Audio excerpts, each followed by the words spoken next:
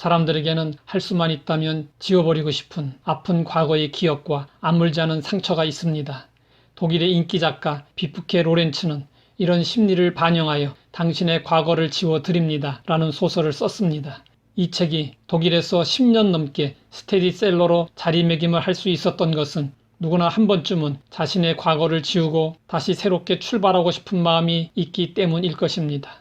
구소련의 공산당 서기장이었던 스탈린은 어린 시절이 자랑스럽지 못했습니다. 스탈린이 정권을 장악했을 때 가장 먼저 한 일은 자기의 어린 시절에 알고 지냈던 친구들을 한 사람씩 제거하는 일이었습니다.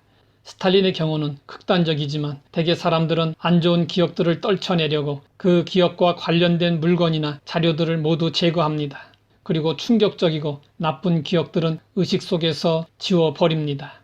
그런다고 해서 그 기억이 완전히 사라지는 것이 아닙니다. 무의식 속에 남아서 영향을 미칩니다. 뭔가를 보고 덜컥 겁이 나면 그것은 의식하지 못할지라도 그것이 나의 과거의 어떤 경험과 상관이 있다는 뜻입니다.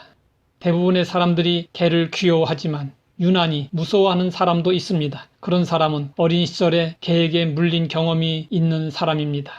예수님의 제자 중에 숯불을 보면 덜컥 겁이 나고 몸이 오그라드는 사람이 있었습니다. 누구일까요? 베드로입니다. 베드로가 대제사장 집에서 예수님을 모른다고 부인할 때 베드로는 숯불을 쬐고 있었습니다.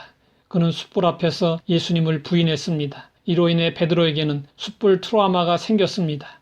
마음에 치유되지 않은 깊은 상처가 있으면 정상적으로 살아갈 수 없습니다. 위축되고 소극적으로 살게 됩니다. 그래서 부활하신 예수님은 베드로를 치유하시려고 특별한 일을 하셨습니다. 예수님이 고기잡이를 하고 돌아온 베드로를 맞이하면서 피워놓은 숯불은 하나의 연출이었습니다. 여기에는 다분히 의도가 깔려 있었습니다. 예수님의 의도는 베드로가 과거의 실패를 직면하고 그것을 넘어설 수 있도록 하려는 것이었습니다.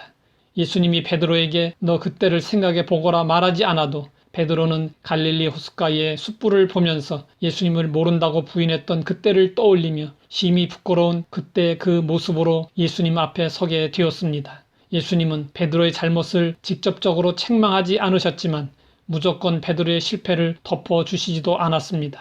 죄의 문제를 해결하려면 반드시 그것을 다루어야 합니다. 이때 잘못하면 마음의 상처가 건드려질 수 있기 때문에 세심하게 마음을 다루는 기술이 필요합니다. 예수님은 베드로의 죄를 노출시키되 간접적으로 그것을 드러내서 조용히 치유하려 하셨습니다.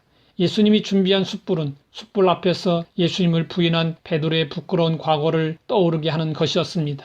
예수님은 숯불 위에 있는 떡을 가져다가 제자들에게 일일이 나누어 주셨습니다. 그 다음에는 숯불 위에서 맛있게 익은 뜨끈뜨끈한 생선도 제자들에게 일일이 나누어 주셨습니다.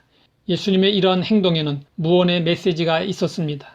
나는 너희를 용서했다. 너희를 사랑한다. 내가 너희의 마음을 안다는 것이었습니다. 그래서 안쓰러운 마음에 그저 먹이시고 챙겨 주셨습니다. 예수님의 따뜻한 사랑을 받으면서 베드로의 마음의 상처는 치유되었습니다. 사랑만이 마음의 상처를 아물게 할 수 있습니다. 사랑만이 궁극적인 치료제입니다. 예수님은 우리와 같은 몸을 가지고 사셨기 때문에 우리의 연약함을 다 아시고 우리를 동정하십니다. 예수님은 우리의 배고픈 것도 아십니다. 우리의 몸과 마음이 지친 것도 아십니다. 밤새도록 잠자지 못한 것도 아십니다. 실패로 인해서 마음이 가라앉은 것도 아십니다. 용기를 잃어버린 것도 아십니다. 그러므로 책망하지 않으시고 오히려 동정하십니다.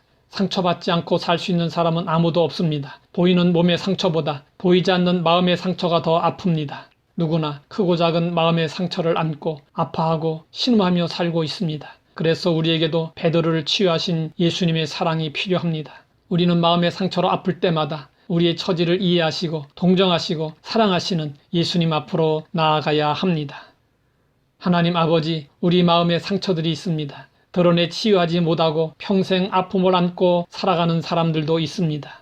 베드로를 치유하신 예수님을 만나 사랑을 경험하고 치유받을 수 있게 하옵소서. 예수님의 이름으로 기도드립니다.